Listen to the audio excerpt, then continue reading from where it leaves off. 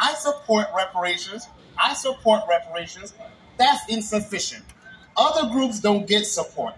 White Americans for centuries got land, housing, all kinds of special benefits. Native American tribes and their descendants, intern Japanese and their descendants, Iranian hostages and their descendants, the Guamanians, the Downwinders, Holocaust survivors and their descendants. Those groups don't just get support. They get specific policies that leads them getting money, housing, land, and having other means of ownership.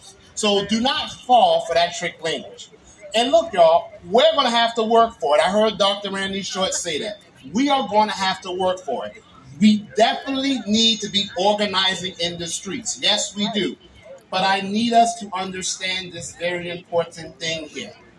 Reparations in this nation has never, ever, ever happened outside of the political structure. So let's organize in the streets, but let's organize in the streets of getting people who are going to fight for us in those political seats. All right? And listen, I understand that we're tired. All of us are tired, but we cannot tire out. We need our own media companies to get our message out there for us, okay? We need our own political action committees to advance our political agenda specifically for us. We need organizations to have status-based benefits specifically for us. And we need candidates who are going to be willing to stand up and fight for us. Right now, we have elected officials who are literally willing to stand up and fight for anyone besides us, even people who have come to this nation illegally. But those candidates need teams. They need people to make phone calls. They need people to knock on doors. They need people to print signs. They need people to distribute flyers. They need people to be donors and people to do fundraising for them. We cannot have warriors out on the battlefield without a shield. Okay? And look, it's not fair. I get that.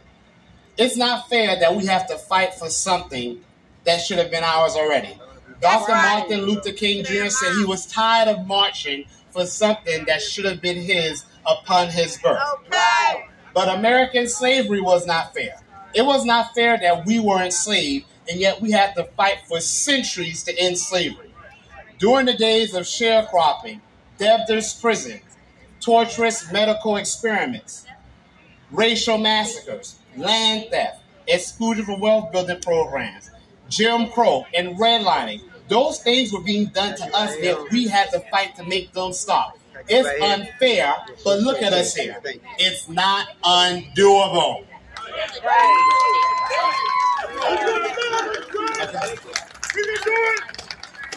Our ancestors organized and accomplished their mission with far, far, far, far less resources than we have now.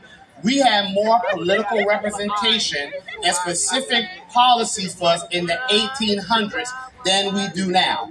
And if we're going to be honest, our ancestors, our forefathers, they faced far, far, far more violence than we face now. And they didn't just have less protection, they had no protection. So if we are their children and they can do it, then we can do it too. But I have a question for you. Are you willing to do it? You see, we cannot treat reparations this movement like a football game and we are in the stalls cheering. No, we don't need cheerleaders in this movement. We need everyone out on the field. Now, some of you might say, you know, Marcel, I get that. I understand, but I'm going to keep a low profile. I'm going to keep my head low. I'm not going to rock the boat. I'm worried about my house. I'm worried about my family. I'm worried about losing my job. Let me make something very clear to all of us here. If you don't stand up for us, you are actually putting yourself in more danger. You are putting your family in more danger, and you're putting all of your people in more danger.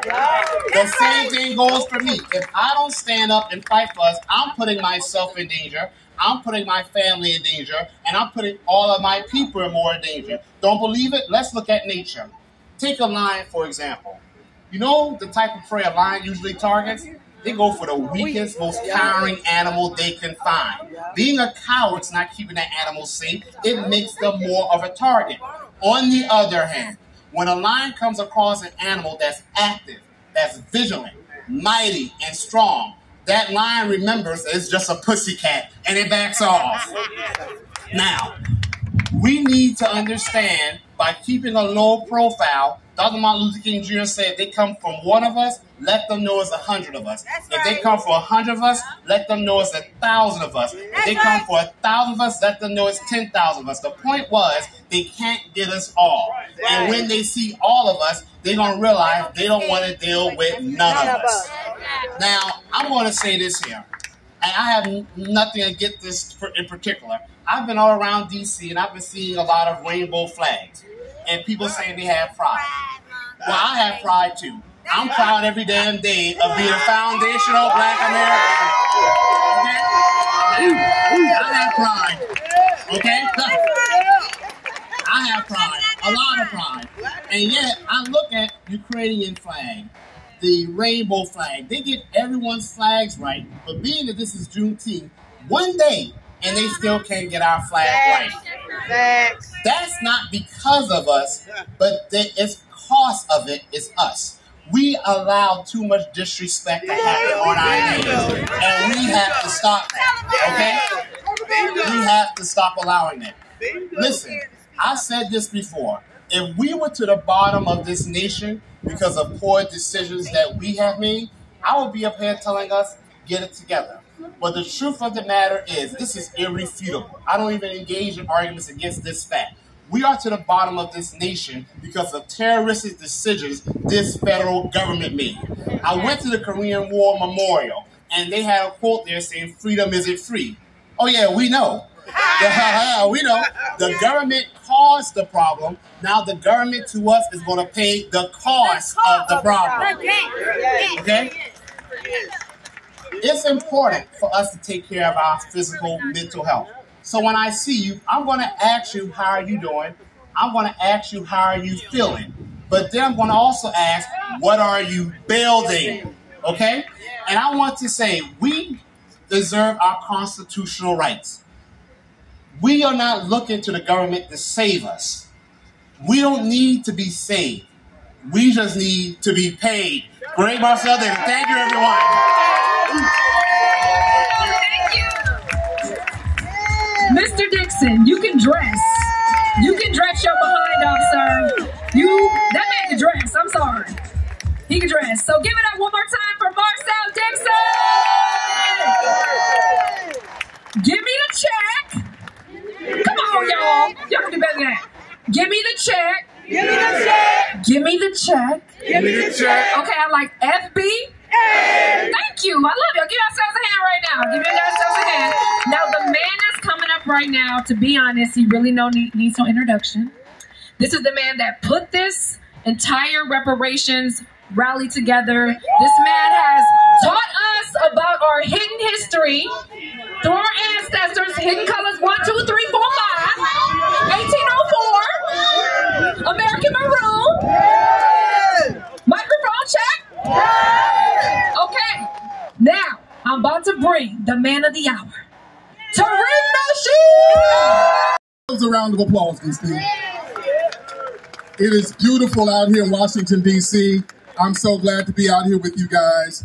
It's hot as hell, but I'm here. I got on my suit. I'm about to go down to Burlington and get some flip-flops, but I'm here with you. Family, first of all, happy Juneteenth. I'm very stingy about our culture, family. Are you stingy about your culture?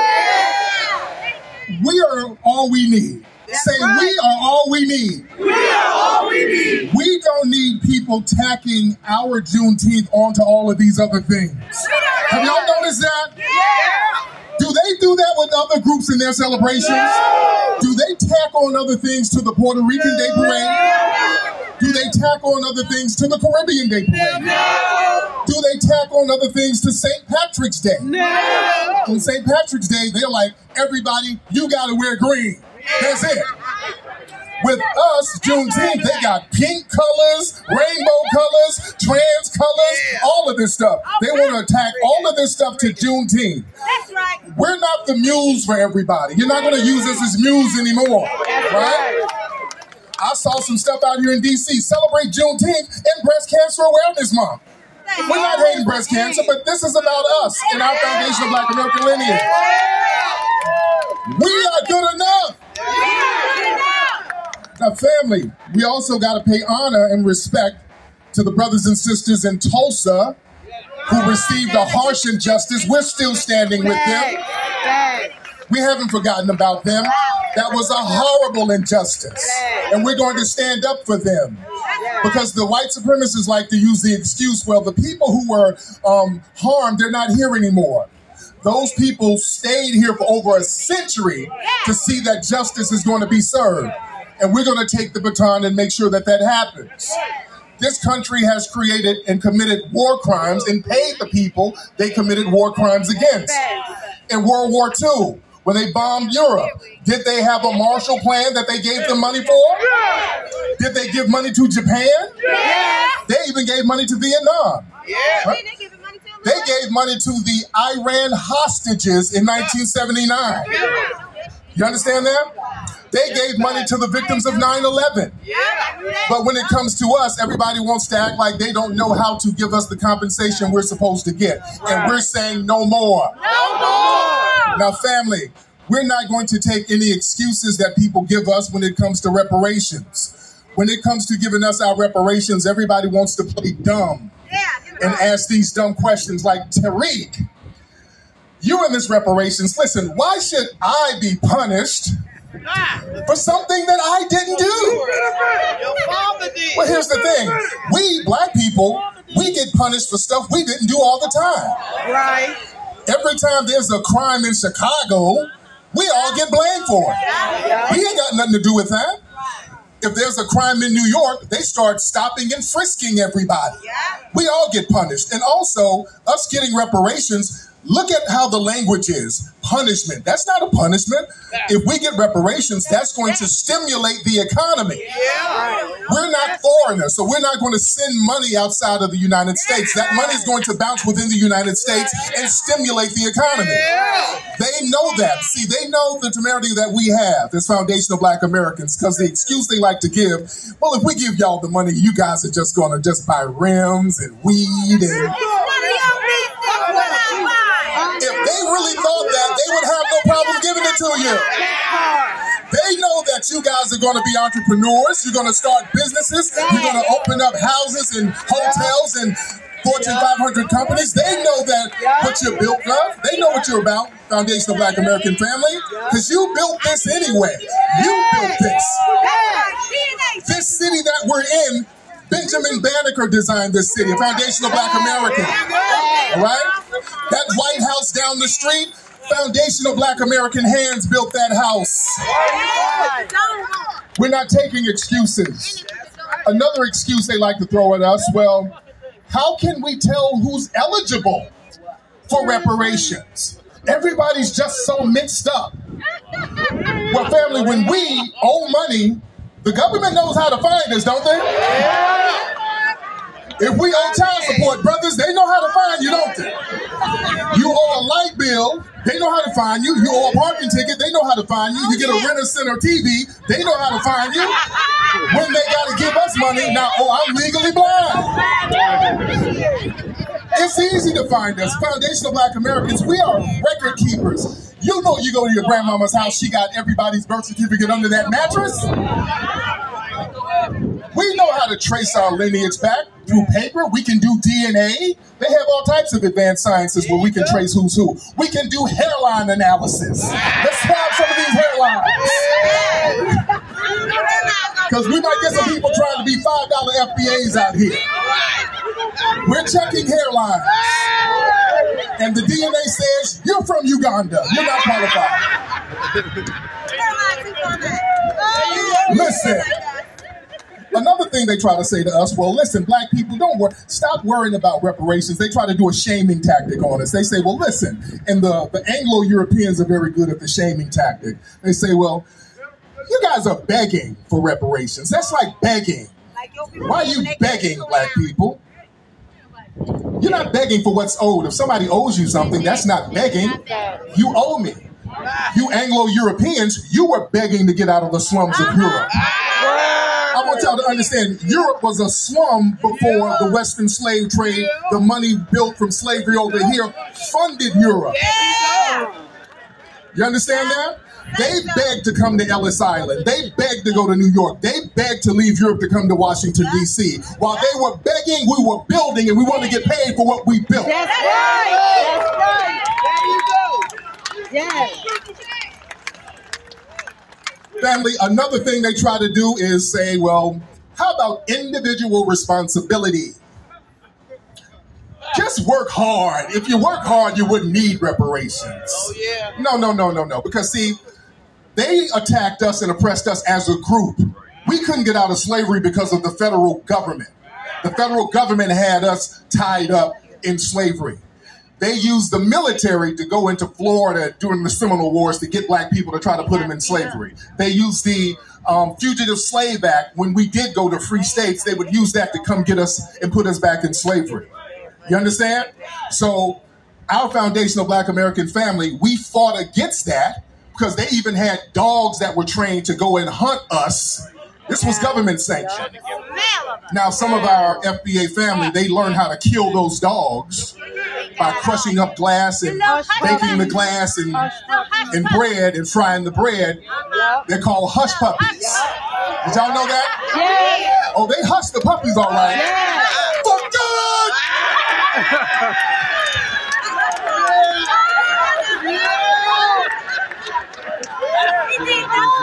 Shout out to Brother Umar.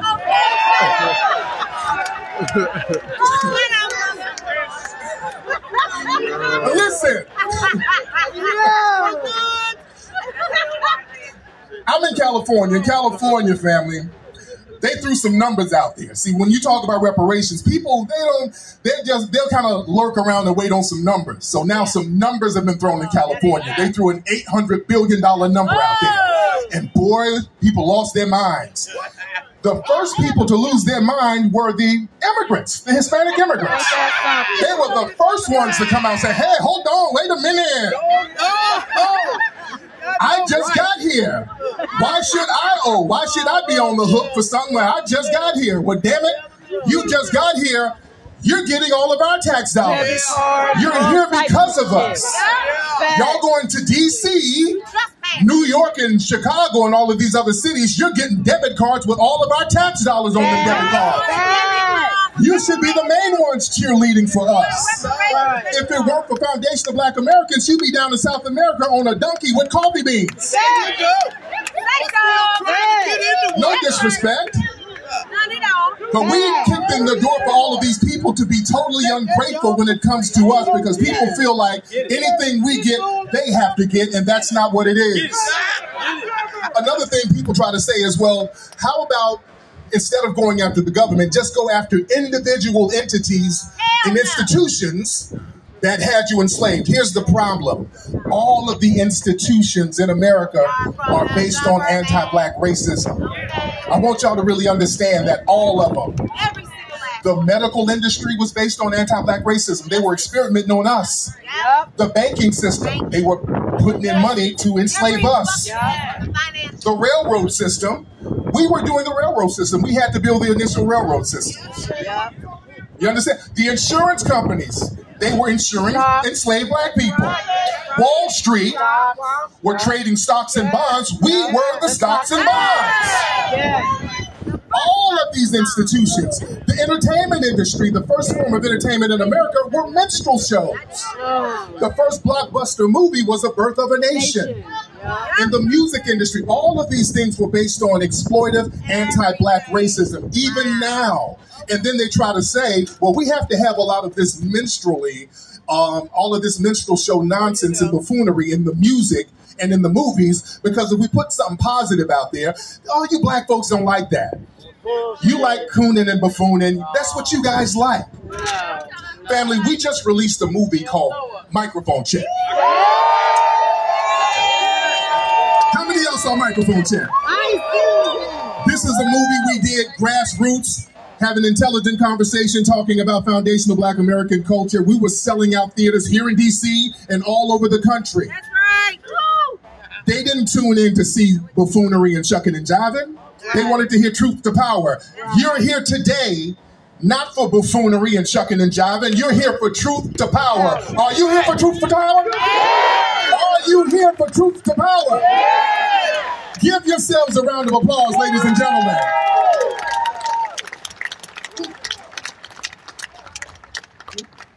Ladies and gentlemen, we got somebody coming to the stage. My sister, where is she? Is she ready? Vicky Dillon. Vicky, we waiting for Vicky. Let's get Vicky Dillon. We got to get Vicky. I got to get my sister Vicky.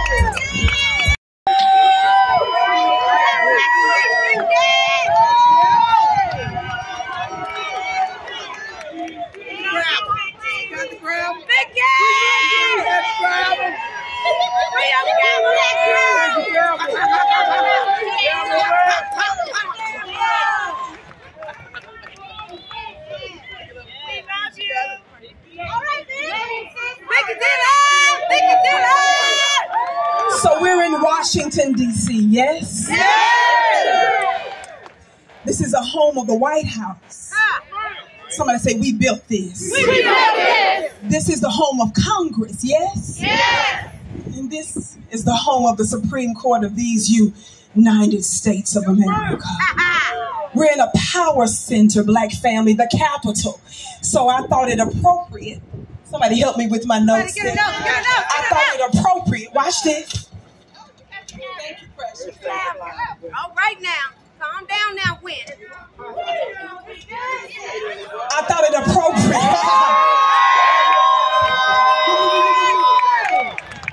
that we hold Congress and court all at the same time. All rise. I said all rise. The honorable foundation of Black Americans in session. And we're not alone. I hope you understand that simultaneously the ancestors are holding court. People are wondering, why are they all of a sudden asking for reparations after all this time? How many of you all know that here and now we rep them? We are the divine lineage, and they're using us and manifesting through us and by us, and we coming to get our check.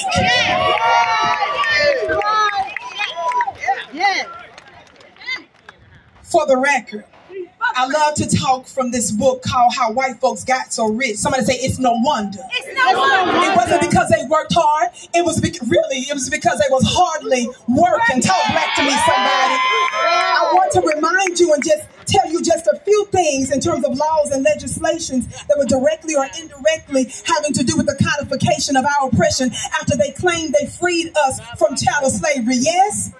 Just a few of those things is what they call this Indian land grab that directly and indirectly affects us. In fact, the great Dr. Claude Anderson reminded us what? He said that those the Indian laws and treaties, actually they're provisions for Black folks too. He told us there was such things as $5 Indians, right? Where white folks was paying $5 so that they could get the benefits that was actually meant for some of us. Some of the original Indians are what? Black folks, and there was a provision for us. He told us in his powerful books that not only that it was the Indians themselves, the $5 ones and the otherwise that were actually enslavers. They were the ones that was catching us. We were told that the U.S. government gave them money and resources to pay us and to free us, and even they refused. So they owe us too. And then I had a meeting just a couple of months ago with presidential candidate Robert F. Kennedy. Yes, you did. What you tell him, Vicky? We had a conversation. Somebody said I ate him up. Watch this. I reminded him that he was there representing his bloodline. But I was there representing ours. Watch this. He was showing deference for the German Holocaust. And none of us disrespect the oppression of any people. Do we, family? No. But how dare you sit here and talk to me about a German Holocaust when we've been experiencing a 500-year Black Holocaust? Watch this, watch this, watch this. And every religious group, including them folks, had everything to do with our enslavement. They all owe us, sir.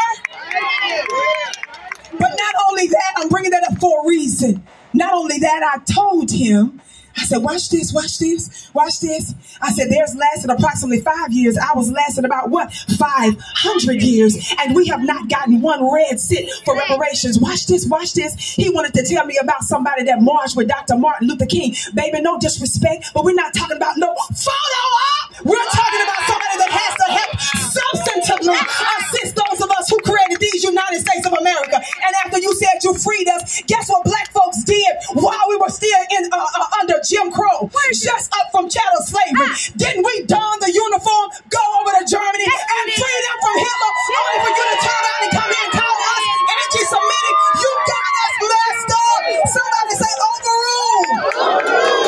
Objection. Talk black to me, somebody outside. Must be good. Off that shit. I want to be a little technical because we're in D.C. I only got a few minutes. But since we're here, it's real easy for them to make us think that we've overcome something. Now, you giving all this money to the white Ukrainians, yes? God, today, hundreds of billions of dollars. That's a hell of a down payment for our reparations. And then we find out what's his funny looking self, Lindsey Graham. Didn't he just go on television and tell us that the reason why we really fighting this war with Ukraine, this proxy war, is because they got trillions of dollars in minerals in the Ukraine, and we don't want to give that up, he said, to Russia and China. Did y'all hear that? Oh, yeah. That's our reparations. That's why I keep up with geopolitics. Watch this. Legislation, the Indian land grab, yes? Y'all, we in Washington, D.C., yes? So we got to get real technical with this. Watch this. It says what? Jefferson's curse. We're talking about slavery, the most profitable business of all time. Somebody say all time.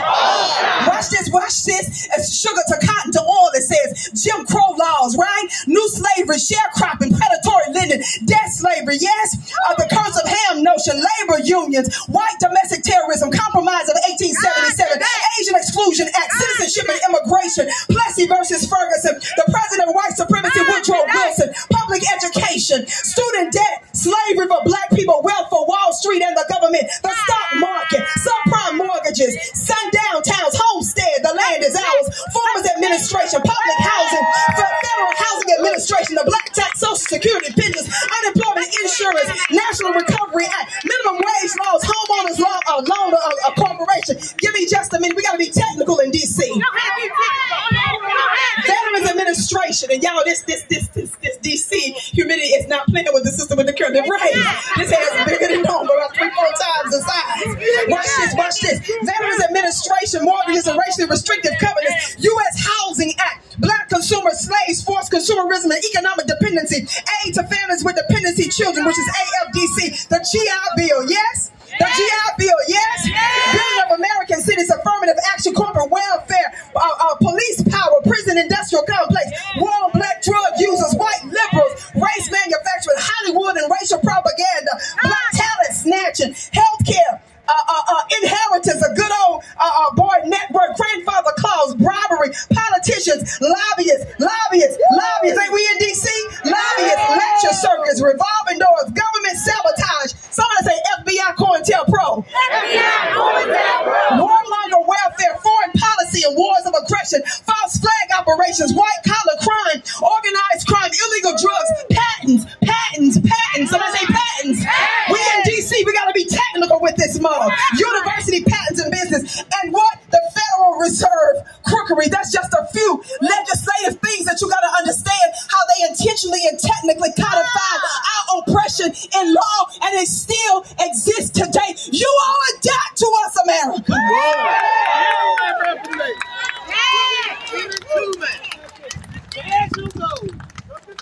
And so we're doing all this talking. We're talking about the worst humanity crisis, they say, in them folks that's ever happened. They talking about Hitler. But I need y'all to help me with history real quick before they blame about this 500-year Holocaust. Watch this.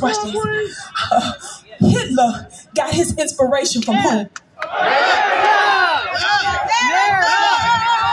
minute, I need you to say it again. Who did Hitler follow for his eugenics? Who did he copy? But they want us to believe that he was the worst of the worst, and he got his points from anti-black racist tactics. America, you owe us. And don't you forget it. Watch this. Couple more things. I'm going to go sit down. Can y'all hang with me for just one more minute? For just one more minute? So when I met with RFK, thank you, Precious. Tell us what you told. I quoted something from Thomas Jefferson. How many of y'all know anything about Thomas Jefferson? What y'all know about Thomas Jefferson? Y'all know I'm a spiritual, right? Don't play with it, don't play with it, don't play with it. Watch this, I gotta get the quote right. I wanna get the quote exact and right. Here it is. Watch this. Ashe, brother. Watch this. In a couple of different places in history, Thomas Jefferson knew that America would have to pay for her original sin. Are y'all connecting the dots with why all this stuff that I'm talking about, making the case for reparations? Are y'all with me on this? I'm trying to let you know that one of their so-called founding fathers that are pedophiles and slaveholders, them criminals and stuff, who they revere, watch this, watch this. He said in one place, indeed, I tremble for my country when I reflect that God is just, that his justice cannot sleep forever, that considering numbers, nature, and natural means only, a revolution of the wheel of fortune, somebody say wheel of fortune, an exchange of situation is among possible events, watch this, that it may become probable by supernatural interference, somebody say supernatural interference. He was tripped out because he was concerned that there would be a wheel of fortune, a changing or turning, a spiritual interference having to do with them having to pay a price for their enslavement, their original sin. And so I want you to know, beloved, that that's exactly what we're here for now. Yes, I'm almost done. I'm almost done. I'm almost done. I'm almost done. Now with this new contract, y'all, because we're in the place of paperwork and document, yes? Is that where we are? Yes. I want you to understand as I teach my students in my mystery school, shameless plug. That's right. Y'all better join. That we've come to this realm under contract. And proof of a contract is when your mama went into her contractions. Y'all just missed that. You just missed it. Somebody said, what's the root word of contraction? Contract. And doesn't she shed blood? And so it's sealed in blood. I want you to see your lines, your bloodlines that you rep here, baby.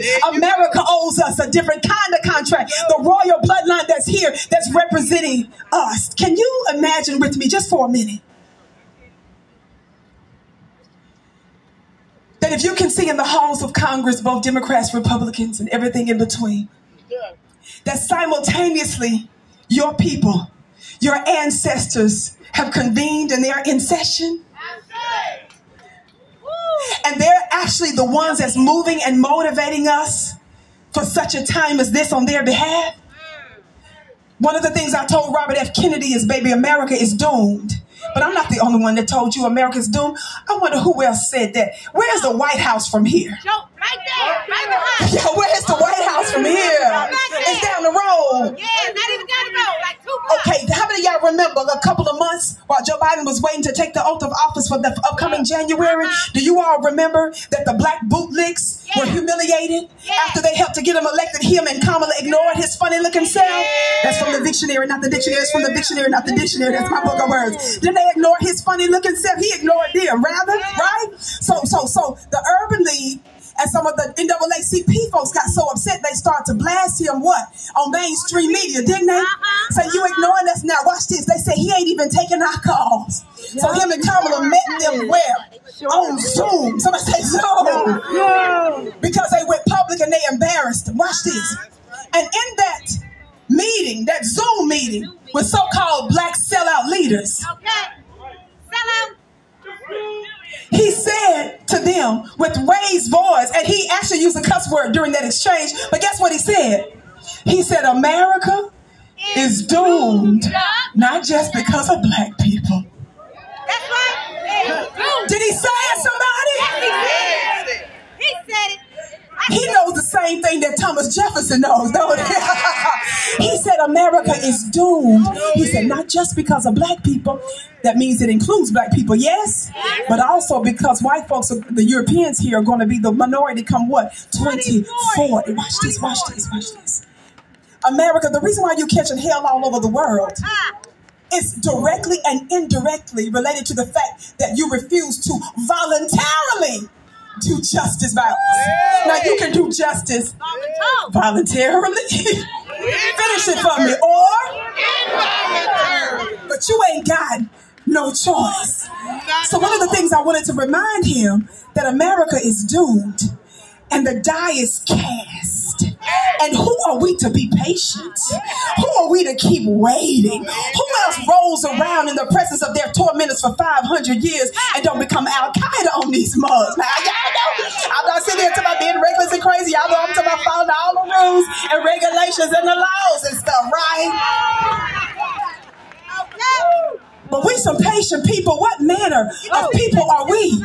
Yes?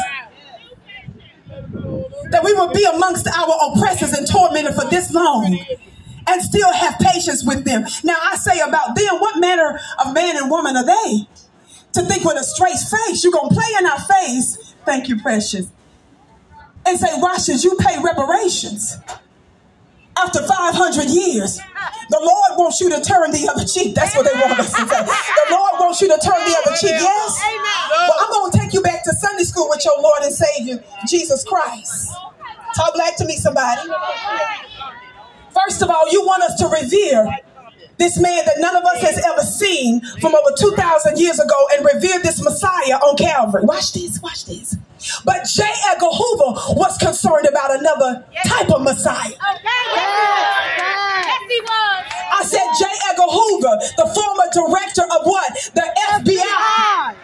And by the way, them folks want us to all of a sudden care because white folks getting caught up in the FBI. They talking about how they weaponizing the courts now and the courts ruling against us and the FBI. We ain't got time for none of that. You gotta get behind us.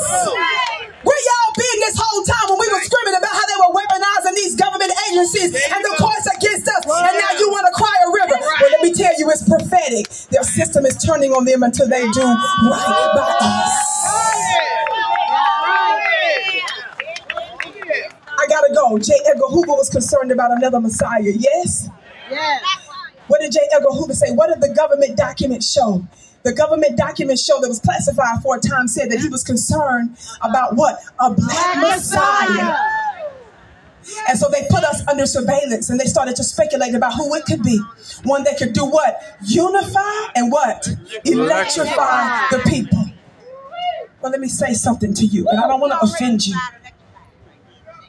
But if we're talking about a stringy-haired, blue-eyed, pale-faced Jesus in a place you call Calvary over there in the Middle East, because you worried about him being strung up on the tree, I want to say to you something. There are a whole bunch of Calvaries right here in these United States of America. Our mothers and fathers were lynched and their bodies weren't kept intact. They were set on fire. They were dismembered. Yeah. They ate the phalluses of our fathers. Talk black to me, somebody. Yeah. They burned our mothers. So if you're going to say anything to me about somebody, we need to reverence some Messiah, baby. Let's talk about the one that J. Edgar Hoover was worried about. And I'm bringing them up here and now to say, for their sake, we are demanding reparations. And for those of you that's rich enough, those of you that say, I'm good, I don't need the reparations. I don't need that. In the other group, I'm going to deal with you real quick and I'm out of here. Well, black, the reason y'all can't get legally no reparations because you're using the word black and you got to be a nation to be black. Stop using the word. Let me help you understand something.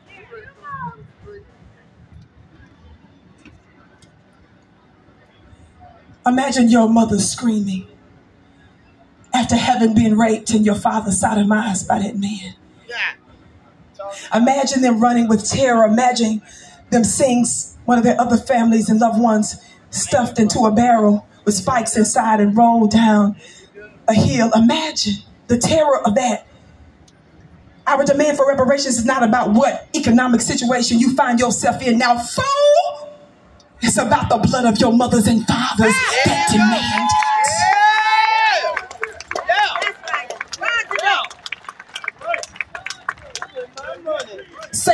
again, sister. Y'all repeat after her. The blood. Repeat after her. The blood. Repeat after her. The blood.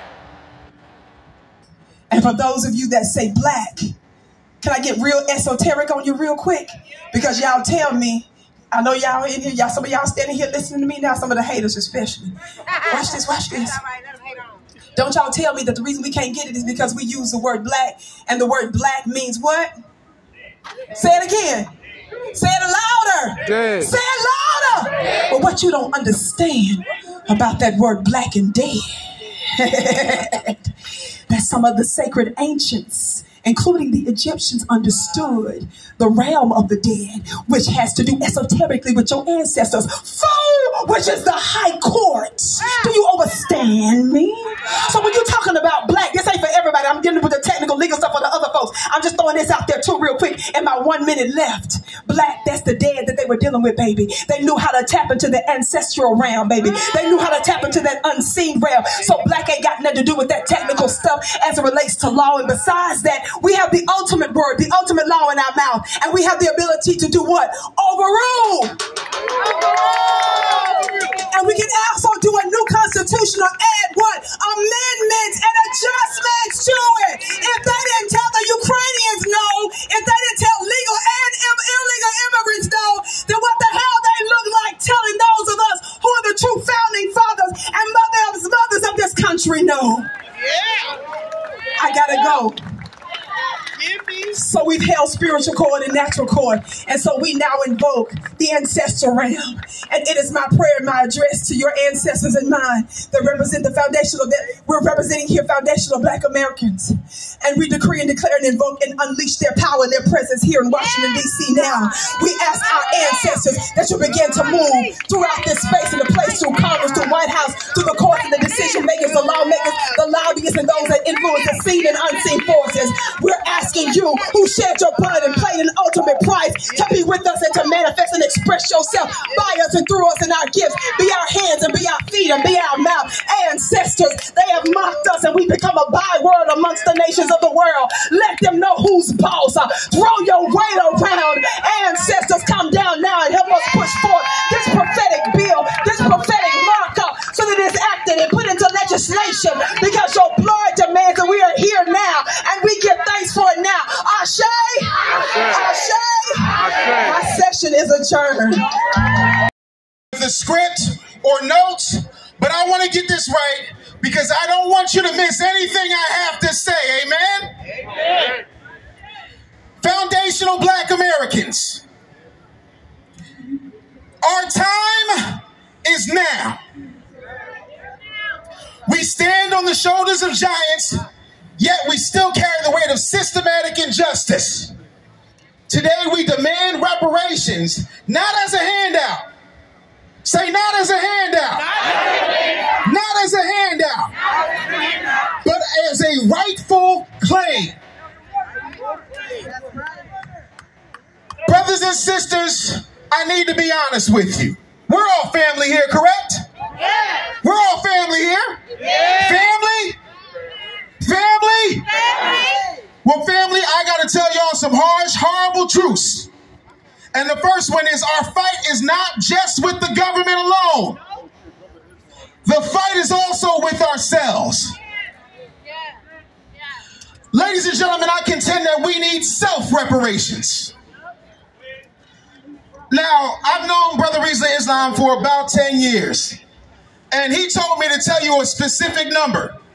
That number is 312. Say 312. 312. Does anybody know the significance of 312? Does anybody know the significance of 312? Of course you don't. 312 is the amount of pounds I've lost over the past couple of years. 312 is the amount of pounds I've lost over the past couple of years. I am 249 pounds, but I was 561 the last time my brother saw me. So I was 39 pounds short of being on 600-pound life. They ain't want me though. We have got to stop as a people neglecting our health. Does anybody know that there are 3 types of diabetes? There's type 1. Type 2. You're born with that. There's type 2 that's acquired. But do you know what type 3 diabetes is? We call it Alzheimer's and dementia. That is type 3 diabetes. And that's what happens. Your brain stops functioning because it's got too much sugar on it. Because too many of us think it's sweet when we're taking in things that we have absolutely no business taking in. And so my weight loss journey wasn't just a physical transformation. It was a declaration that I was not going to be yet another fat, black, dead statistic. To put that another way, we love to talk about reparations. We love to talk about revolution. We love to talk about fighting injustice. But the truth of the matter is, how can you do that if you can't even bend over and tie your shoes? How can you do that if you're tied to an oxygen tank? Short answer is, you can't. So first thing we need to do is get healthy physically. That's right. I know y'all don't like it because grandmama got the bingo wings and they shake when she's mixing up the mac and cheese, but we had enough. Everything in moderation except for reparations.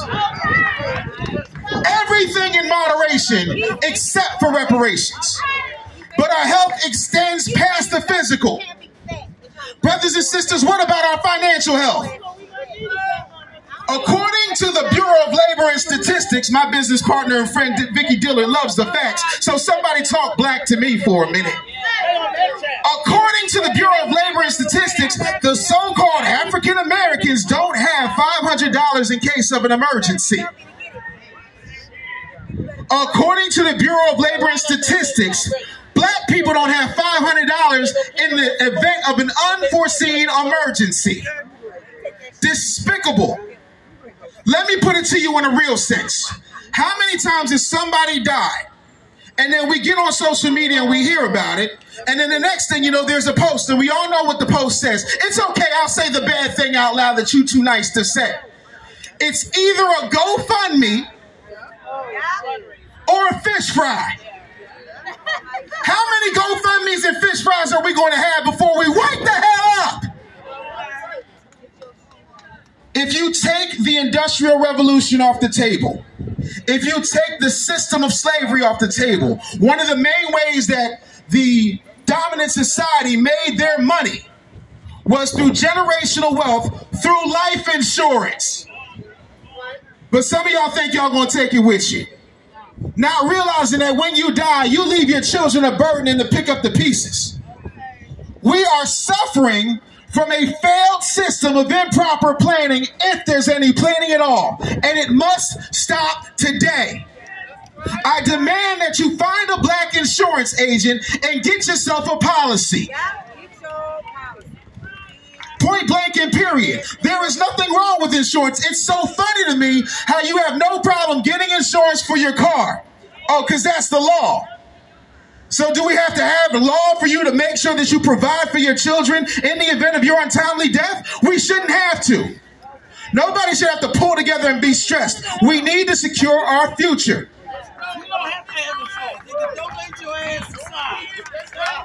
Y'all ain't gonna like this one either. Attention, baby mamas. I stand here before you telling you that there was a period of time. It doesn't mean that we were happy. It doesn't mean that we didn't have problems. But we had the strongest family unit of any other group in the United States because our fathers were in the home. But people like Jim Crow Joe and his cronies were telling y'all that they was going to babyface you. I'll pay your rent. I'll buy your clothes. I'll give you food too. Just don't have a man in the house. And you bought it lock, stock, and barrel. Our children need present fathers in the home. And I'm not shaming our sisters. I'm not. I'm just calling out the ugly thing that nobody wants to say. Brothers, we know, because I got some brothers that are real smart, and they'll say, well, you know, there's like 42 versions of contraception that women can take. Why I got to be the one to put on a condom? Because you're irresponsible. We have to be responsible. I have 2 daughters by the same woman that I married.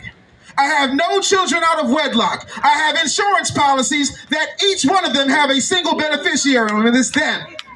The second I die, every one of my immediate family members are instant millionaires, and it ain't hard to do.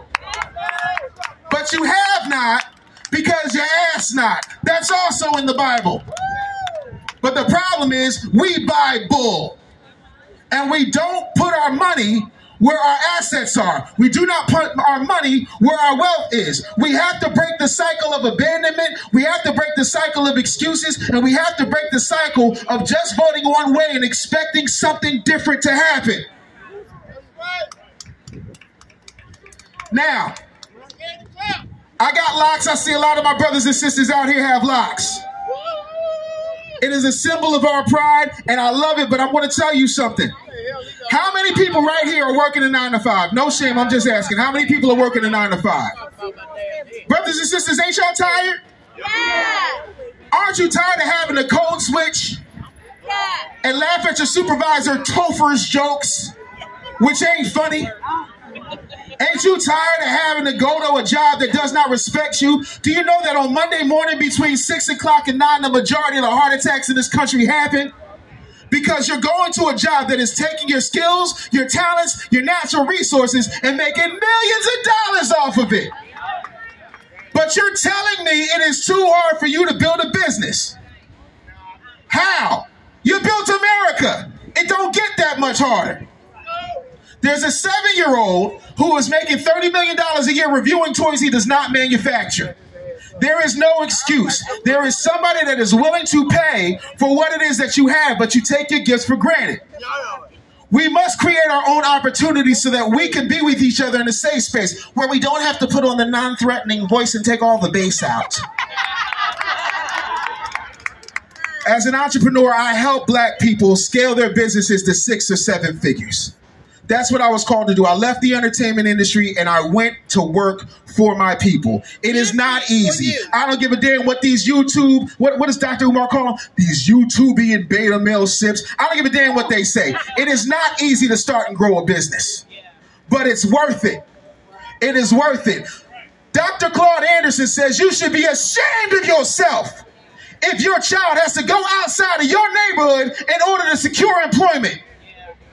But that's the thing.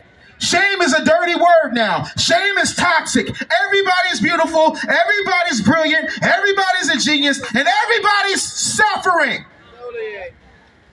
Until such time as we clean up our house, we can't demand a damn thing from anybody.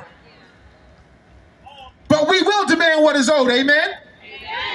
We need to have businesses built that reflect our values and allow us to thrive authentically. There is no reason why we should not always have us. We cannot just be militant at rallies. We cannot just be militant on social media, because there's a whole bunch of fist-pumping thumb thugs who call themselves militant because they changed their avatar or decided to boycott for a day. That is not serving us. It has not worked. All of the singing, if I hear one more Negro talk about, we ain't gonna let nobody turn me around, I am going to bash them within an inch of their life. All the singing and all the marching only gets us sore throats, sore feet, and people laughing at us because they do not take us seriously. From a historical context, Brother Reza, correct me if I go wrong, the only thing the dominant society understands is a loss of revenue or the loss of blood. But some of y'all think, oh, no, I don't. And again, I'm not saying be violent. I'm saying be vigilant. When I lived in Texas, the one thing that I loved is that people thought twice. You want to know why? Because everybody was armed. When everybody is armed, you don't know who's going to pump fake, so you're real slow to pull that thing. I think everybody needs to be in an open carry state, or at least start to train themselves. Now, until they are afraid of us, we cannot move effectively. Now, I'm going to tell you this, and then I'm going to wrap this up. We need to be healthy financially. Certified salute. First off, I got to give a shout out to all of my foundational Black Americans, okay? The whole reparations generation, let's make that clear. And there's one thing for certain, and that is, they not like us. Never have. Damn, it feel good. Don't it feel good to wake up every day in the land that your ancestors built, not immigrated to, not fled to. See, our ancestors ain't have to jump no borders, ain't have to hop no fences, swim across no lakes to get here. No, foundational. And foundation means day one. So from the east to the west, from the north to the south, we all came here to get our check. Yeah. Let me tell y'all this. When I say they're going to give our check, I'm not asking, I'm not begging. We're going to go take the check. All right? There's a difference between when you ask and you beg, right? We're not doing none of that. They used to do that. See, that's the Africans Americans. Yeah. All right? The foundational Black Americans, we just coming to get the check. Martin Luther King didn't say we begging. He said we come into Washington to get our check. And that's exactly what we're going to do. You got to understand, everything that's exceptional about this country is because of us. Everything that's great about this country is because of us. And everything that we got in this country, we got because of us, and we did it by our goddamn selves. Trust me when I tell you that. Understand that. We got it by ourselves. Let it be known. We won the Civil War by our goddamn selves. The Civil Rights generation by our goddamn selves. And right now we winning in the reparation generation, and we doing it by our goddamn selves. That part. Certified salute. Certified salute. See, when I say we're doing it by ourselves, we don't need no help from these other people who fly over here, who immigrate over here. We don't need any help from them, because everything that we've done, we did it by our brothers and sisters in the past. We stand on the shoulder of giants. We stand on the shoulder of everyone. We've always been exceptional. And when I say exceptional, I'm talking about the same exceptional that Dr. Claude Anderson always tells us. And when I say that when we stand on business, we stay on code, and we make things happen, we make things happen. We make things happen. That's a guarantee. You got to understand, these other people, they get things for free. They come over here, they get handouts, they get allowances, they get dollars, they get lunches, they get everything. But when it comes to us, we got to fight for it. But you know what? I like it that way. Yeah. I like it that way. Yeah. When we were in the fields in slavery, we did it by ourselves, and we did it on our own. So when you put us off to the side and we do our own thing, that makes us stronger. That makes us passionate. That makes us more certified. You got a difference between counterfeit and certified. They counterfeit, we certified. There's a difference between authentic and artificial, okay? They artificial. There's a difference between real and fake, and we separating the two of them, and we've been doing it right here in this generation. Trust me when I tell you that as well. So as we sit back right now, family, and we on the move, and our brothers and sisters are coming together. I thought they said we didn't get along. I thought they said we needs to do better. See, I'm not here to tell everybody we needs to do better. I'm here to tell you keep doing what you're doing and turn up that volume. That's what we need to do. So when I power to the people all day, and power to the people, when I say power to the people, I'm talking about our people first. Lineage, heritage, and culture. That's who we are. A lineage, a heritage, and a culture. And we're going to stay that way. Ain't nothing ever going to change when you start dealing with us. See, I love the term foundation, because foundational means the beginning. It means the architect. It means the native. You know, you got folks running around here saying they the natives. No, the hell they not. You got folks running around here saying they the first people. No, the hell they not. They got a nice little costume and a mask. But guess what? When we pull that off, who you see? You see foundational Black Americans who are the first, the originators. And they all know that. We don't let nobody come into our generation. And if anybody comes into our house, what you do? You better wipe your feet at the floor. And if you do not, then you can see the exit. And we've been showing them the exit in this generation. And we're going to continue to show them the exit. I love being foundational. I love being amongst my brothers and sisters. See, you my brother. You my brother. Not because some ancient king back in Africa. You my brother for what you did right here. You my sister. And you not my sister just because some ancient queen in Africa. I'm talking about right here. And y'all know there ain't nothing like a certified foundational Black American woman. I got one right over here.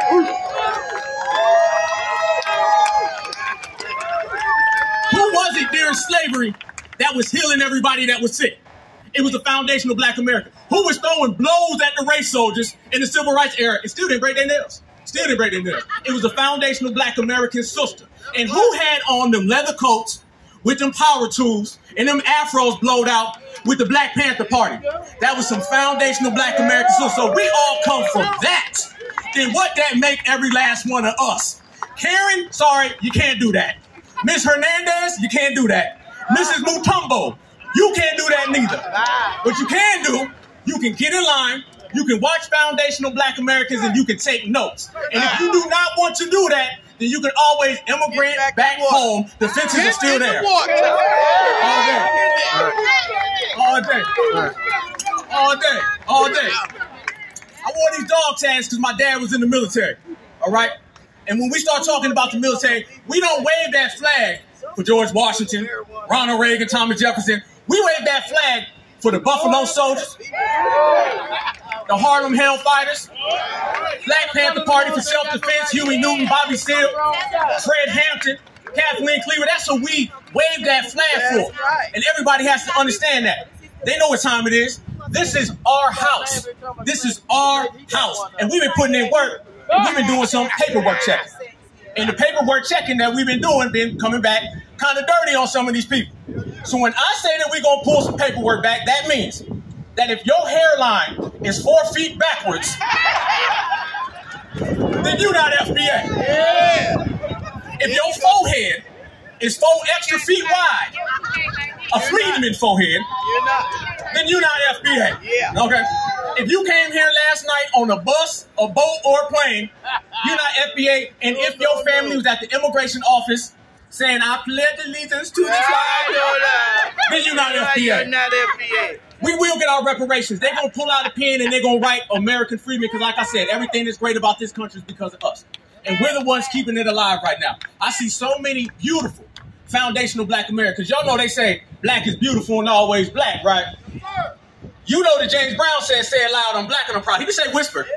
He didn't say, me speaking no black, me no English. Nah. He said that black is beautiful and say it loud, I'm black and I'm proud. There you and go. we've been the only ones holding down blackness. If you do not believe me, let me ask y'all this question.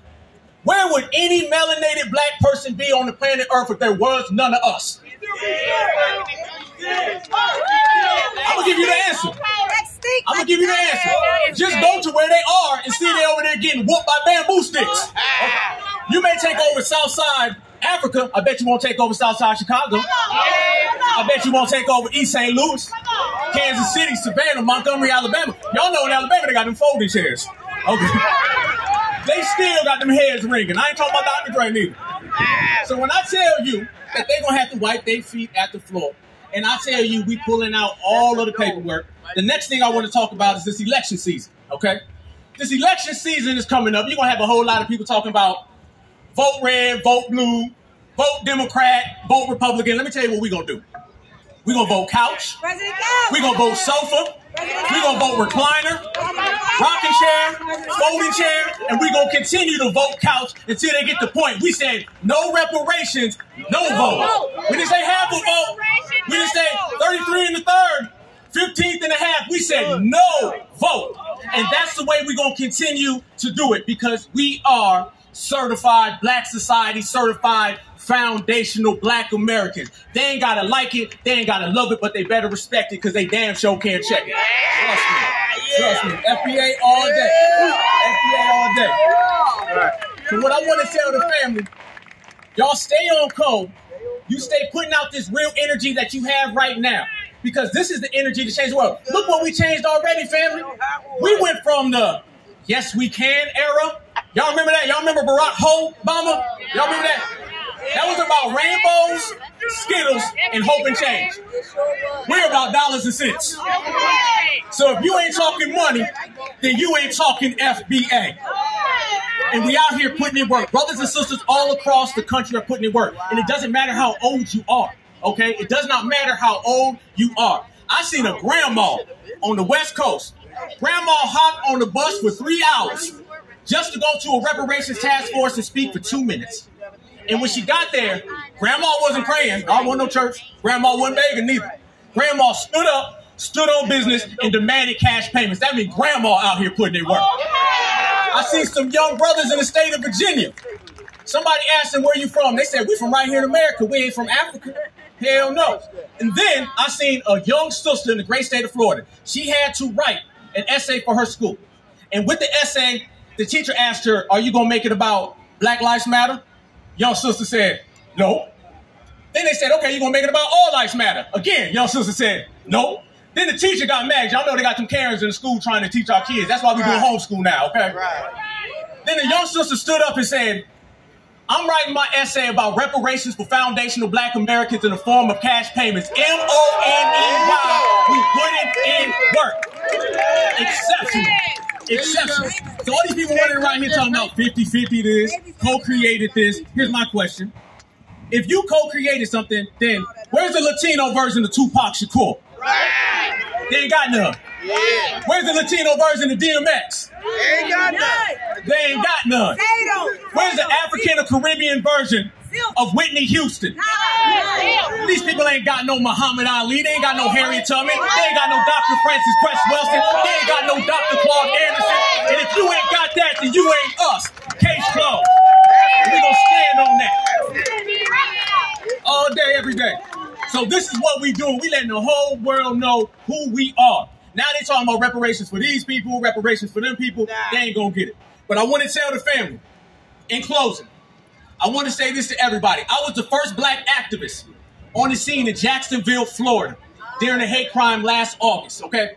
It was a regular day, y'all, and I swear to God, it changed my life. I was always passionate. I was always serious. Clearly, I always had a lot of energy. But that changed my life. It took it to another level. I was enjoying my day, and I got a phone call about 15 minutes up the road from me. Some brothers and sisters were slaughtered by a white supremacist coward race soldier. I was there in 20 minutes, and I remember the faces. I remember the yellow tape. I remember the stretcher bringing out the bodies. I seen it. But let me tell you what I remember the most. What I remember the most is all my brothers and sisters who said, Alpha, we got your back. Alpha, we praying for you. The ancestors is watching you. And I made a vow that day that I was going to come here on June 15th. And I was not only going to demand reparations, I was going to demand an anti-foundational Black American hate crime protection. There you go. Yeah. And I tell them like this. I made a vow that my brothers and sisters was going to get the real story. They wasn't going to get the ABC, the NBC, the CNN. They was going to get the real certified Black story. So first off, one thing they can do, they can drop all of these RBG colors. They can drop all these Pan-Africans. They can put up that red, white, and blue, okay? Because there'd be no USA without FBA. Yeah. No USA without FBA. So I said that I was going to come here, and I was waiting, watching the clock. And I couldn't wait to deliver this. So I'm going to give you guys this note, and I want everybody to understand. I want them to hear this. I'm going to make a declaration. I'm going to say it loud and clear because I want the world to hear. I want them to hear this at Capitol Hill. I want them to hear this way down the street at the White House. And most importantly, I want the whole damn world to hear this. And that is that foundational Black Americans, we didn't just build America, we created America. We're made in America. We're born in America and raised in America. We're from America, so we love America, and they not like us, because we run America. Certified salute. Black power. Black power. Black